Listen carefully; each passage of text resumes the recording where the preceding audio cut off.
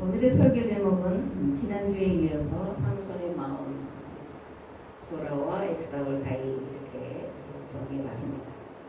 이런 찬양곡이 있습니다. 울어라 울어라 나 대신 울어라, 흘려라 흘려라 내 가슴에 눈물을, 울면서 외쳐라 나 대신 외쳐라, 소리쳐 외쳐라 내 가슴에 조이를.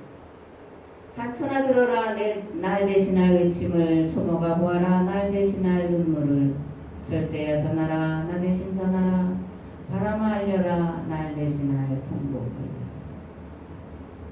이 노랫말은 오늘 우리가 만나볼 삼손의 마음을 대변하지 않을까, 그리고 하나님의 마음을 대변하지 않을까, 그렇게 생각을 합니다. 말씀을 듣는 저와 여러분이 삼손의 이야기를 통해서 삼손의 마음뿐 아니라 이 시대를 바라보시고 단식하시며 슬퍼하시는 하나님의 심정을 깨달아 알기를 원합니다. 하나님의 심정으로 이 시대를 바라보며 하나님 앞에 엎드려 교회와 나라와 민족, 또 나아가 이 시대의 문제를 해결해 주시기를 끊임없이 기도하는 자 되시기를 원합니다. 뜻이 하늘에서 같이 땅에서도 이루어지게 하는 일에 진실되고 충성된 종으로 세워지는 복된 시간 되시기를 우리 주 예수 그리스도의 이름으로 축복합니다. 아멘. 삼손 이야기는 다른 사사들이 등장하는 이야기와 두 가지 다른 점이 있는데, 하나는 하나님께 부르짖었다 라는 말씀이 없는 것과, 또 하나는 사사로서 삼손이 등장할 때의 상황은 전쟁 상황이 아니었다라는 두 가지 다른 점이 있습니다. 그래서 이 두 가지의 다른 점을 인식하느냐 하지 못하느냐에 따라서 이 삼손의 이야기를 이해할 수가 있고, 또 사사시대 그리고 이스라엘이 처한 상황을 이해할 수도 있고 이해하지 못할 수도 있습니다.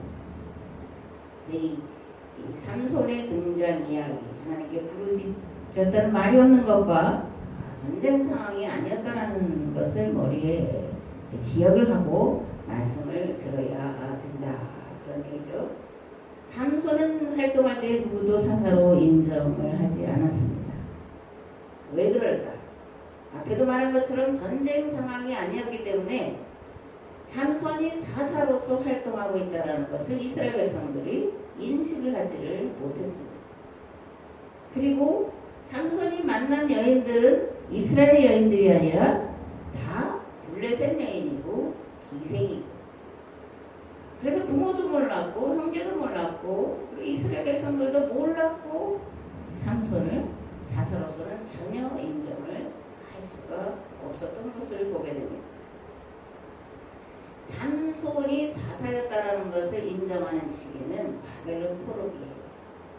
바벨론 포로기에 가서야 이스라엘이 삼손이 행한 일들이 사사로서 행한 거구나, 그렇게 깨닫게 된 겁니다. 그래서 다른 많은 성경의 사람들도 있지만 이 삼손을 바라보면서 삼손과 같은 이 힘있는 아주 군대 지도자로서 아주 뛰어난 특출한 능력을 가진 메시아를 보내달라고 기도하고 있는 그런 모습을 우리가 보게 됩니다. 삼손은 자기가 사사라는 걸 드러내지 않았습니다. 그것을 드러내지 않기 위해서 전혀 이해하기 어려운 행동들을 했다는 거죠. 신앙생활은 누가 나를 인정해주고 높여주기를 바라서 하는 게 아닙니다. 하나님과 맺은 계약법을 따라 충실과 진실된 삶을 살아가려고 신앙생활을 하는 것이고, 세상을 하나님의 나라로 바꿔가려고 하는 정말 가장 크고 가장 원대한 사명을 감당하기 위해서 신앙생활을 하는 겁니다. 그러면 하나님께서 은밀히 보시고 그런 사람을 축복해 주시고 그를 통해서 하나님 나라를 이 땅에 이루도록 반드시 역사해 주실 줄 믿습니다. 아멘. 오늘 말씀은 사사기 16장 23절에서 31절 말씀입니다. 함께 봉독하겠습니다. 블레셋 사람의 방백들이 이르되 우리의 신이 우리 원수 삼손을 우리 손에 넘겨주었다 하고 다 모여 그들의 신 다곤에게 큰 제사를 드리고 즐거워하고, 백성들도 삼손을 보았으므로 이르되 우리의 땅을 망쳐놓고 우리의 많은 사람을 죽인 원수를 우리의 신이 우리 손에 넘겨주었다 하고 자기들의 신을 찬양하며 그들의 마음이 즐거울 때에 이르되 삼손을 불러다가 우리를 위하여 재롱을 부리게 하자 하고 옥에서 삼손을 불러내매 삼손이 그들을 위하여 제주를 부리니라. 그들이 삼손을 두 기둥 사이에 세웠더니 삼손이 자기 손을 붙든 소년에게 이르되 나에게 이 집을 버틴 기둥을 찾아 그것을 의지하게 하라 하니라. 그 집에는 남녀가 가득하니 블레셋 모든 방백들도 거기에 있고 지붕에 있는 남녀도 3,000명가량이라. 다 삼손이 제주 부리는 것을 보더라. 삼손이 여호와께 부르짖어 이르되 주 여호와여 구원나니 나를 생각하옵소서. 하나님이여 구원나니 이것만 나를 강하게 하사 나의 두 눈을 뺀 블레셋 사람에게 원수를 단번에 갚게 하옵소서 하고 삼손이 집을 버틴 두 기둥 가운데 하나는 왼손으로 하나는 오른손으로 껴 의지하고 삼손이 이르되 블레셋 사람과 함께 죽기를 원하노라 하고 힘을 다하여 몸을 굽히매 그 집이 곧 무너져 그 안에 있는 모든 방백들과 온 백성에게 덮치니 삼손이 죽을 때에 죽인 자가 살았을 때에 죽인 자보다 더욱 많았더라. 그의 형제와 아버지의 온 집이 다 내려가서 그의 시체를 가지고 올라가서 소라와 에스다올 사이 그의 아버지 마노아의 장지에 장사하니라. 삼손이 이스라엘의 사사로 20년 동안 지냈더라. 아멘. 삼손 그러면 가장 먼저 뭐가 떠오르나요? 삼손. 그럼 짝으로 가는 게 있죠. 삼손과 드릴라. 삼손과 드릴라. 그러니까 삼손 그러면 가장 먼저 떠오르는 그런 제 생각입니다.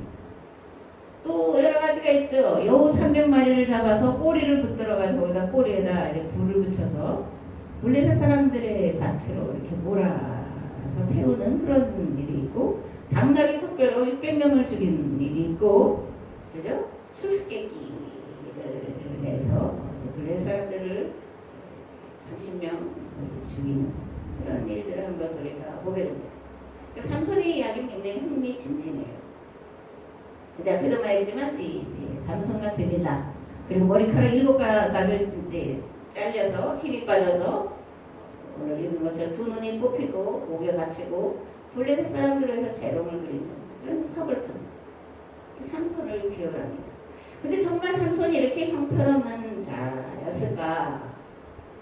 그죠? 생각을 해봐야 되죠.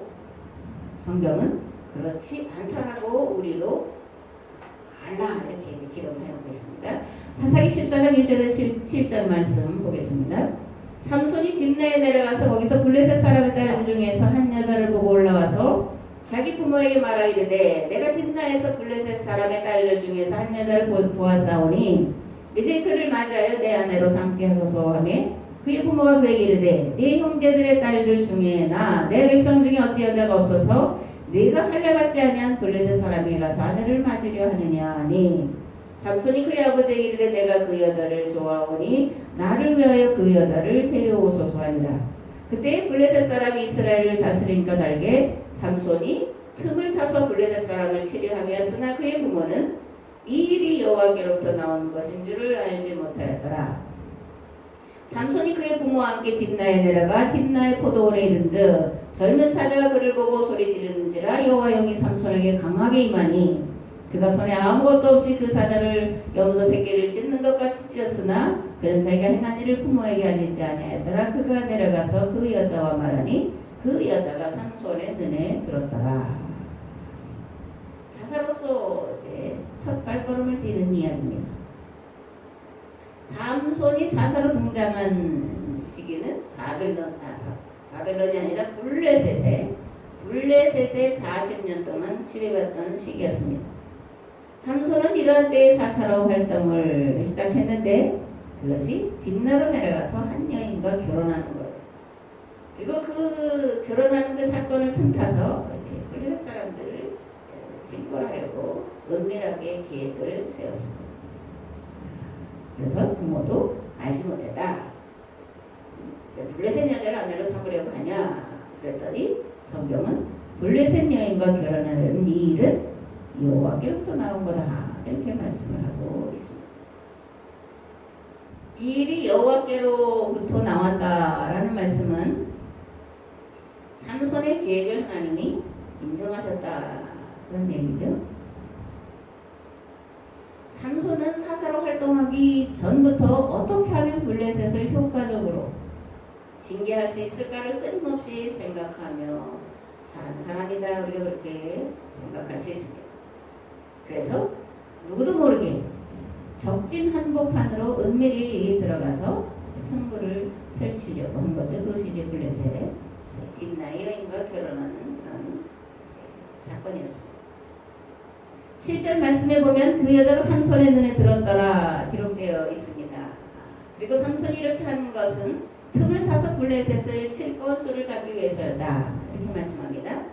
삼손이 딥나의 여자와 결혼하려고 부모와 함께 뒷나라 내려가는데 한 포도원에 이제 들어갔는데 젊은 사자가 삼손을 보고 막 소리를 지르는 거예요. 그러니까 삼손이 어떻게 아무것도 손에 들고 있는 것이 없이 하나님의 힘이, 하나님의 능력이 그에게 임해서 양을 찢듯이 사자를 죽인 거예요.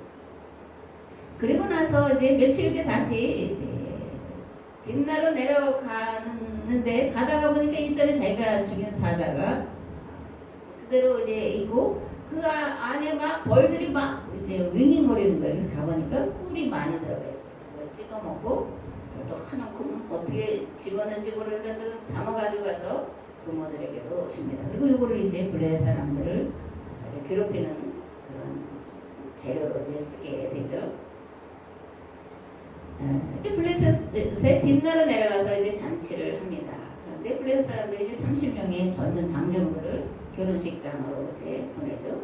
삼손은 이들과 어울리면서 기회를 봐서 이들에게 이제 수수께끼를 내요. 그 수수께끼가 뭐죠? 먹는 자에게서 먹는 것이 나오고 강한 자에게서 단 것이 나온다. 이거 일주일 동안 대답해라. 만약에 너희들이 대답을 못하면 나에게 고독과 소금, 그죠? 30벌씩 줘야 된다. 만약에 너희들이 맞추면 내가 그걸 주겠다. 이렇게 이제 수수께끼를 내죠. 그런데 3일이 되도록 그들이 무슨 말인지 도대체 알 수가 없어서 고민을 하죠. 14장 15절에서 20절 말씀을 보면 이렇게 기록되어 있습니다. 일곱째 날에 이르러 그들이 삼손의 아내에게 이르되 너는 네 남편을 꾀어 그 수수께끼를 우리에게 알려달라 하라. 그렇지 아니하면 너와 네 아버지의 집을 불사르리라. 너희가 우리의 소유를 빼앗고자 하여 우리를 청한 것이 아니냐? 그렇지 아니하니 여호와의 영이 삼손에게 갑자기 임하심에 삼손이 아스글론에 내려가서 그곳 사람 30명을 쳐 죽이고 노력하여 수수께끼 푼 자들에게 옷을 주고 심히 노하여 그의 아버지의 집으로 올라갔고 삼손의 아내는 삼손의 친구였던 그의 친구에게 전가되었더라. 3일이 되어도 그 수수께끼 답을 찾지 못하니까 이제 삼손과 결혼한 이 여인에게 가서 이제 막 협박 공갈하는 거죠. 네 남편을 꾀어서 어떻게든지 그 대답을 찾아내라. 만약 그렇게 하지 않으면 너와 네 아버지 집을 불사다 버리겠다. 이렇게 이제 말을 하니까 이 여인이 3일을 밤낮 삼손에게 이제 네가 정말 나를 사랑하냐? 그 여자들이 그런 거 많이 묻죠. 당신이 정말 나를 사랑합니까? 계속 반복해서 확인하려고 하는데 이 여인이 3일 동안 계속 울면서 애원하면서 복벌하면서 그러니까 삼손이 그 대답을 알려주고 말죠. 그래서 삼손이 약속한 대로 비옷과 또 30벌을 이제 즐겨가는데 하나님의 영이 그에게 임했다. 삼손에게는 하나님의 영이 임했다라는 말씀이 반복적으로 나옵니다. 삼손의 힘의 근원은 하나님의 영이 임한 데서 온 거다. 이런 말씀이에요. 머리카락이 아니라는 겁니다. 그래서 이제 그 아스글론에 내려가서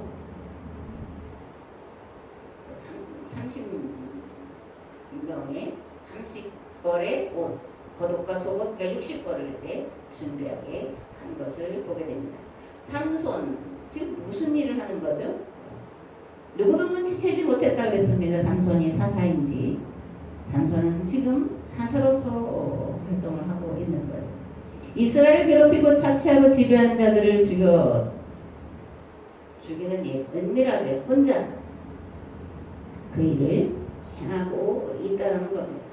누구도 몰랐지만 하나님만 아시는 그 일을 은밀한 중에 행하셨고 하나님은 블레셋의 악을 이 삼손을 통해서 심판하고 계시는 것을 우리가 볼 수 있습니다. 하나님은 악에 대해 반드시 심판하시고 선한 일에 반드시 보응하시는 분이신 줄 믿습니다. 아멘. 하나님이 일하시는 방법 여러 차례 말씀을 드렸습니다. 하나님은 세상 사람들이 현실에서 고난당하고 고통당하는 그 일을 해결하기 위해서 끊임없이 고민하고 염려하고 그 해결 방법을 찾고자 애쓰는 이들을 만나주시고 그 일을 해결할 방법을 찾도록 지혜를 주시는 분이십니다. 하나님이 일방적으로 일하시는 분이 아니에요. 일방적으로 명령하는 그런 분이 아닙니다. 우리가 하나님의 인격신이다. 우리가 하나님의 인격으로 만났다. 이렇게 말을 하죠. 하나님은 우리에게 물으시는 분이라는 거예요. 우리의 뜻을 물으시는 분이라는 거예요. 그리고 우리에게 하나님의 뜻과 방법을 알도록 깨닫게 하시는 분이시라는 거예요. 하나님은 사람을 통해서 일하시는 분이십니다. 그 인격신이라는 분이에요. 무엇보다 하나님의 계약 공동체를 통해 그들로 하나님의 뜻을 실현하도록 위임하셨다는 것입니다. 세계약 공동체인 교회는 하나님의 대행자요 하나님의 대리자라는 것입니다. 하나님의 계시는 끊임없이 인간들이 당하는 고난의 문제 해결을 위해 방법을 찾는 자에게 그 방법을 깨달아 알도록, 그냥 일방적으로 계시로 하시는 게 아니라 그 계시라는 말은 깨달아 알도록 하신다라는 뜻이라는 것을 우리가 분명히 알아야 됩니다.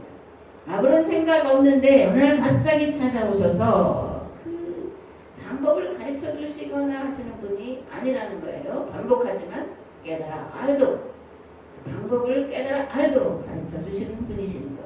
그래서 그분은 인격신이시다. 우리가 인격으로 하나님을 만났다. 그렇게 고백을 하는 겁니다. 예레미야 29장 5절에서 14절의 말씀을 보면 바벨론의 포로로 끌려가 있는 자들에게 예레미야가 이제 써보낸 편지 내용이 기록이 되어 있습니다. 너희는 집을 짓고 거기에 살며 텃밭을 만들고 그 열매를 먹으라. 그리하여 결혼하여 자녀를 낳아 바벨론에서 번성하고 주로들지 아니하게 하라. 너희는 내가 사로잡혀 가면 그 성읍의 평안을 구하고 그를 위하여 여호와께 기도하라. 이는 그 성읍이 평안함으로 너희도 평안할 것입니다. 여호와께서 이와 같이 말씀하시니라. 바벨론에서 70년이 차면 내가 너희를 돌보고 나의 선한 말을 너희에게 성취하여 너희를 이곳으로 돌아오게 하리라. 여호와의 말씀이니라. 너희를 향한 나의 생각을 내가 하나니 평안이요 재앙이 아니니라. 너희에게 미래와 희망을 주는 것이니라. 너희가 내게 부르짖으며 내게 와서 기도하면 내가 너희들의 기도를 들을 것이요 너희가 온 마음으로 나를 구하면 나를 찾을 것이요 나를 만나리라. 이것은 여호와의 말씀이니라. 나는 너희들을 만날 것이며 너희를 포로된 중에서 다시 돌아오게 하되 내가 쫓아 보내었던 나라들과 모든 곳에서 모아 사로잡혀 떠났던 그곳으로 돌아오게 하리라. 이것은 여호와의 말씀이니라. 아멘. 예레미야가 바벨론의 포로로 끌려간 자들에게 편지를 써서 보내면서 이것은 여호와의 말씀이다. 이것은 여호와의 말씀이다. 이것은 여호와의 말씀이다. 그렇게 말씀을 하고 있습니다. 포로 생활 70년이 끝나면 여호와께서 돌아오게 하실 거다. 그러니까 너희들은 거기서 집을 짓고 결혼하여 자녀를 낳아라. 바벨론의 평안을 구하라. 그것이 너희들이 평안하게 되기 때문에 그렇다. 너희들이 지금 절망하고 난무하고 있지만 그러지들 말고 참고 견뎌라. 그렇게 권고합니다. 이게 여호와의 말씀이라는 거예요. 그러면서 금방 바벨론에서 돌아올 것처럼 말하는 자들의 거짓말을 믿지 말아라. 이렇게 말씀을 하고 있습니다. 신의 선계약법으로 돌이키도록 끊임없이 노력해라. 그리고 어떻게 하면 다시금 약속의 땅으로 돌아갈 수 있을지 그 방법을 찾고 또 찾아라. 그러면 반드시 내가 너희에게 그 방법을 깨달아 알도록 도와주겠다. 그러니 조급하지도 말고 절망하거나 포기하지도 말고 기도하라. 이게 여호와의 말씀이다. 이렇게 권고하고 있습니다. 오늘 이 말씀은 코로나 바이러스 사태 앞에서 절망하고 두려워하는 자들에게도 동일하게 주어지는 말씀이라고 생각합니다. 한 부류는 절망하고 낙심하며 이 사태를 바라보고 다른 한 부류는 낙관적으로 바라보며 금방이라도 해결될 거라고 말하고 그렇게 믿고 있습니다. 그렇다면 교회는 뭐라고 말해야 될까? 저지 하나님의 선하심과 인자하심을 믿으라 이렇게 선포를 해야 됩니다. 우리를 향한 하나님의 생각은 재앙이 아니라 평안이기 때문에 그렇습니다. 아멘. 둘째, 하나님과 성경과 역사를 바로 알지 못한 죄를 회개하라 이렇게 선포해야 됩니다. 셋째, 탐욕과 욕심에 이끌려 살아온 삶을 돌아봐라. 넷째, 끊임없이 이 문제를 해결할 방법을 찾으라. 구하라. 두드리라. 찾는 자가 찾을 것이고 두드리는 자에게 열릴 것이고 구하는 자가 얻을 것이라 선포해야 합니다. 왜냐하면 하나님은 사람을 위해 모든 만물을 창조하신 아버지이시기 때문입니다. 하나님은 사람이 하나님께서 우리를 위해 창조하신 세계 안에서 행복하고 자유하고 먹어 배부른 삶을 사는 것을 바라보기를 심히 기뻐하시는 아버지이시기 때문입니다. 아멘. 딥나의 이야기로 돌아가 보겠습니다. 딥나에서 사사로서 첫 발을 내디뎠다 이렇게 말씀을 드렸고, 그 일이 블레셋 여인과 결혼하는 거였다 이렇게 말씀을 드렸습니다. 삼손은 이 일을 통해서 은밀하게 이스라엘 괴롭히는 자들을 제거하는 그런 일들을 시작을 하고 있습니다. 수수께끼를 했고 못 맞췄고, 그죠? 그리고 그 블레셋 사람들이 여인을 꿰어서 답을 맞추게 했는데, 하나님의 영이 갑자기 삼손에게 임해서 수수께끼를 맞췄을 때에 너희들에게 주겠다는 것을 이제 하도록 하셨다 그렇게 말씀하고 있습니다. 딥나 사람들은 삼손의 행동에 의심을 품었다 그런 생각을 갖게 됩니다. 그러니까 삼손의 이야기는 아마 은연중에 이제 이 블레셋과 이스라엘 국경 지역에 전해졌을 수도 있다 그런 생각을 해보게 됩니다. 그래서 30명의 그 감시병들을 사실 붙인 거다 저는 그렇게 생각합니다. 그리고 이 여인도 삼손을 뭐 사랑해서 뭐 해서 그렇게 결혼을 했다라고 보기는 참으로 어렵습니다. 왜냐면 이 이제 수수께끼 사건 이후에 아버지가 다른 남자에게 시집을 보내니까 덜렁 이제 가는 걸 보게 돼요. 삼손은 블레셋 사람들이 자신의 행동을 의심하는 것과 그 여인이 자기를 정말로 사랑해서 결혼하는 것이 아니라는 것을 알았지만, 알면서도 블레셋의 압제에서 이스라엘을 지켜내려고 했다라고 이렇게 보여집니다. 하나님은 찾는 자에게 찾은 바 되신다 그렇게 말씀드렸습니다. 삼손은 어머니 뱃속에서부터 눈물과 기도로 준비된 자죠. 그리고 말씀대로 나시린으로서의 삶을 살았습니다.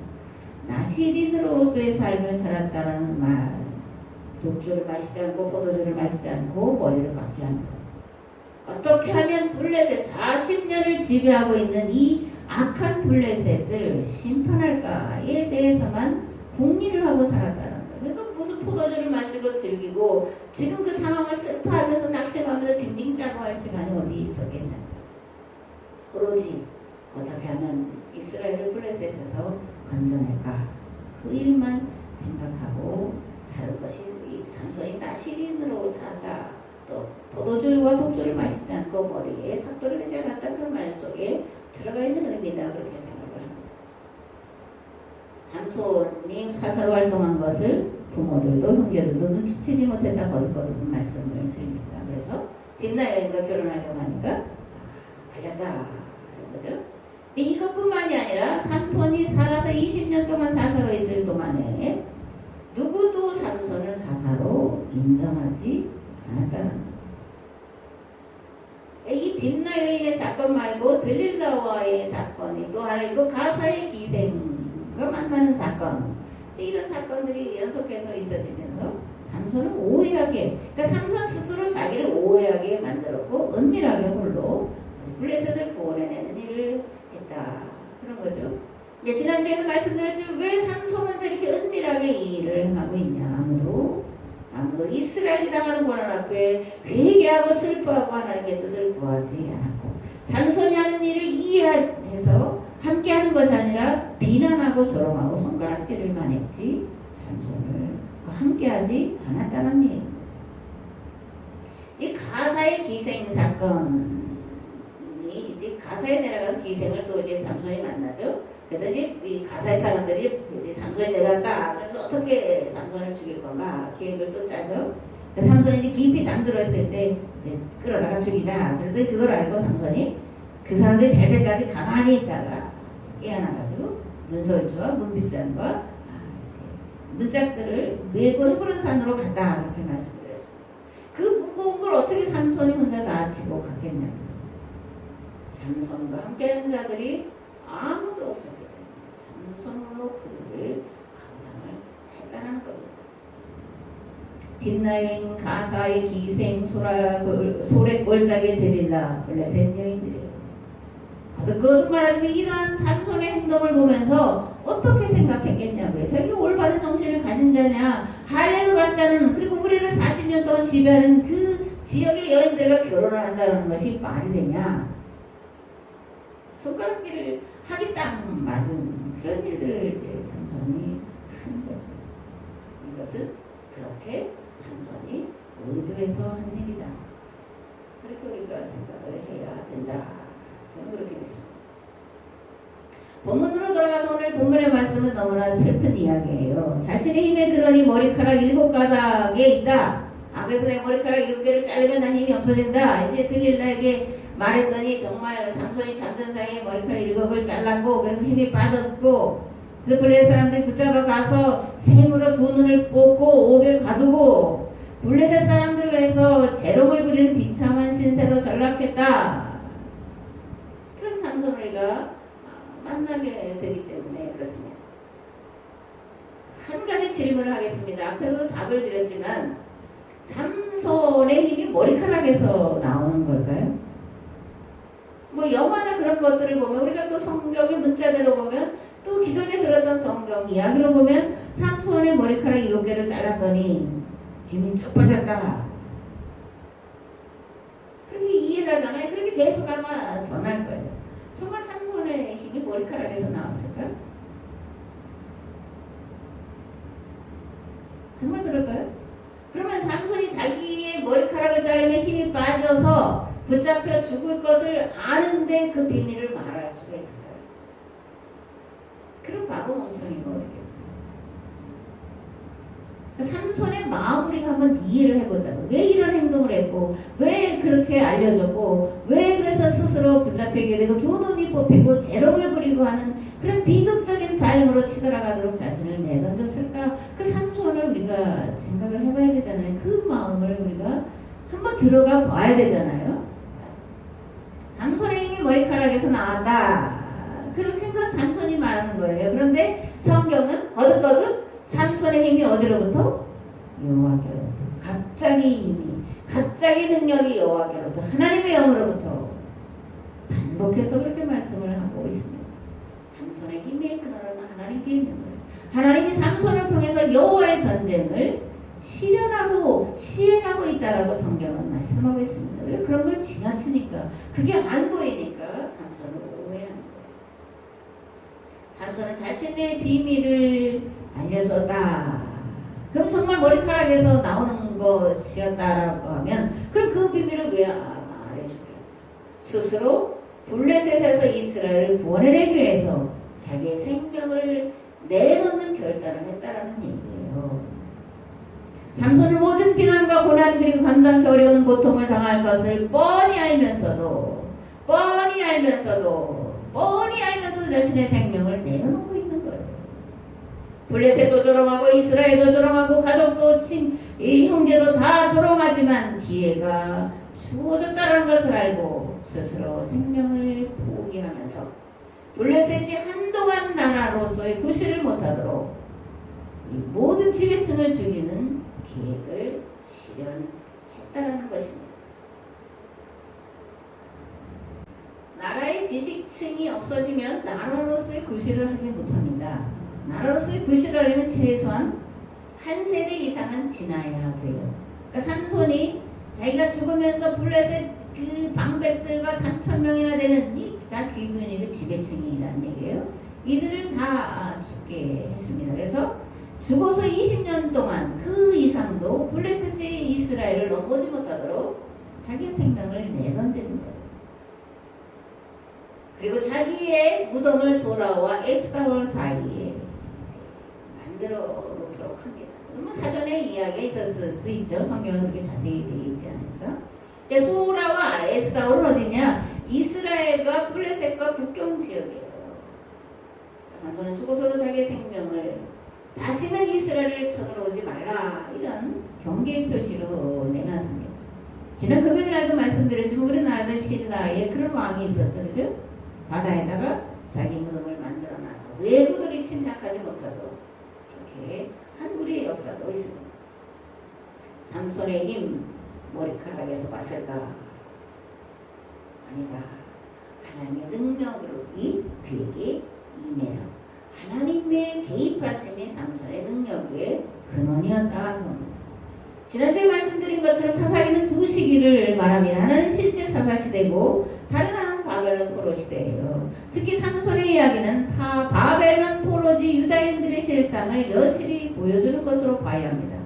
더 이상 회개하지 않고 더 이상 여호와를 믿지 않는 절망 상태에 있는 유다인의 모습과 마루둑 신전을 바라보면서 마루둑이 하나님 여호와보다 더 강하다고 믿는 많은 사람들이 있었음을 보여줍니다. 오로지 마노아의 가족만이 여호와 하나님을 믿고 바라고 도우심을 간구하며 회개 기도를 드리고 있었음을 보게 됩니다. 하나님은 마노아의 가정에 드리는 기도에 응답하셔서 삼손을 보내셨고, 그죠? 그리고 삼손에게 많은 사람들이 가져야 될 힘과 능력을 쏟아부어 주셨습니다. 삼손의 힘은 머리카락이 있는 것이 아니라 하나님이 함께 하셨다. 여호와의 전쟁을 삼손 홀로 치를 수밖에 없는 상황 속에 그 일을 감당하도록 힘을 주셨다는 것입니다.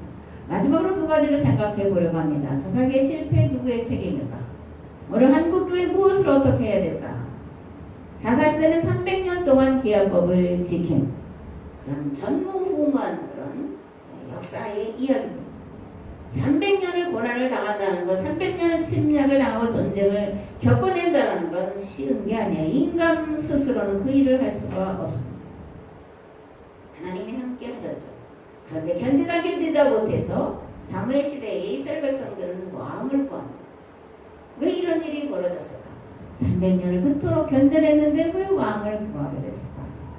그 이유는 고난 신학의 부재에 있다. 제사장들과 레위인들은 고난 신학을 만들어서 없는 걸 만들었다는 얘기 아니에요. 고난 신학을 이스라엘 백성들에게 가르쳤어야 됐다는 거예요. 왜 고난을 당하고 있는지, 이 고난의 목적이 무엇인지, 이것을 통해서 무엇을 이루어야 되는지, 이스라엘의 존재 이유와 사명이 어디 있는지를 고난을 통해서 가르쳤어야 된다는 거예요. 고난받는 것이고 가나안을 복음화시키는 거라는 것을 가르쳤어야 돼요. 그리고 가나안이 온전히 복음화되면 메소포타미아와 지주미아와 이집트 전 지역이 구원받게 될 거라고 가르쳤어야 돼요. 그렇다면 그렇게 그들은 살아냈을 겁니다. 불가능한 일일까요? 아닙니다. 역사가 증명하는데 BC 300년경에 마게도니아의 알렉산더 대왕이 이제 원정을 가요. 그 알렉산더가 원정을 가는 이유는 아리스토텔레스를 통해서 헬라 문화, 헬라 철학이 최고라는 것을 배워서 그러면 헬라 문화로 세상을 바꿔야 되겠다라는 사명감을 가지고 전쟁을 하는 거예요. 그래서 그리스 본토와 지중해 연안과 메소포타미아, 아프리카 전역을 헬라 문화로 복속시켰고 오늘날까지 세계의 양대 산맥을 이루는 헤브라이즘과 헬레니즘, 헬라 문화가 세상을 지배하고 있는 것을 우리가 보게 됩니다. 그러므로 이스라엘계 공동체의 거룩한 법과 제도와 조직을 신실하게 지켜 행했다면 거룩한 체제가 급속도로 확산되도록 하나님이 역사하셨을 거예요. 이것은 오늘도 마찬가지입니다. 거룩한 신앙 문화를 세상에 보여주면 세상이 와서 보고 거룩한 신앙 문화를 닮아가게 될 것이고 그것만으로가 아니라 하나님의 전적인 개입하심으로 세상을 하나님 나라로 만들어가도록 반드시 역사해 주실 줄을 믿습니다. 제사장들이 해야 될 사명은 이스라엘에게 고난의 신앙을 가르쳤어야 되고 계약법을 따라 신실하게 살아가면서 받는 고난의 의미가 뭔지를 가르쳤어야 돼요. 그런데 그렇게 가르치지를 않았다. 제사장들의 직무유기다. 오늘 한국교회가 왜 이 모양이냐? 목사들의 직무유기다. 신학교 교수들의 직무유기다. 성도들은 사실은 그렇게 죄가 많지 않아요. 배웠으니까 그대로 행하는 거잖아요. 그 가르치는 자의 책임은 빼도 박도 못한다. 라는 무서운 이야기입니다. 백성들은 여호와 신앙에서 벗어나고 혼합신앙으로 전락을 했습니다. 광야에서는 농사를 짓지 않았죠. 근데 가나안에 들어가는 농사를 지었어요. 그러니까 농사 짓는 방법을 모르잖아요. 그러니까 가나안 사람들에게 농사 짓는 방법을 배우면서 가나안의 바알, 농경신들을 자신들도 모르게 섬기게 되었다는 거예요. 그러면서 도덕적으로 타락하는 길을 걷게 되었다는 거예요. 우상 종교는 도덕적으로 타락을 합니다. 그 우상 종교 자체가 그런 성적으로 물러나는 것을 기본으로 하기 때문에 그렇습니다. 그 가정을 깨트리는 거예요.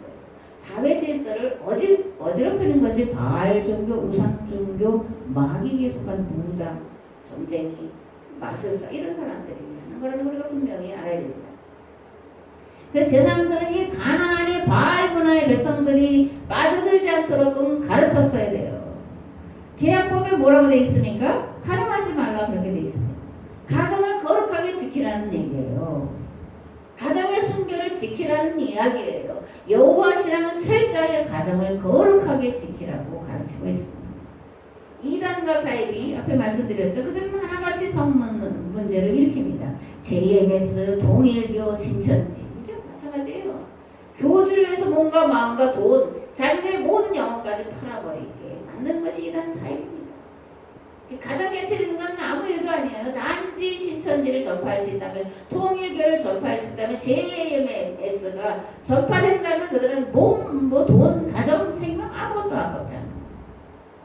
바알 종교, 마귀 종교이기 때문에 그렇습니다. 오늘 우리 문화 속에 지금 심각한 것 중에 하나가 동성애죠. 동성애를 비화시키고 초등학교 1학년부터 이런 걸 가르친대요.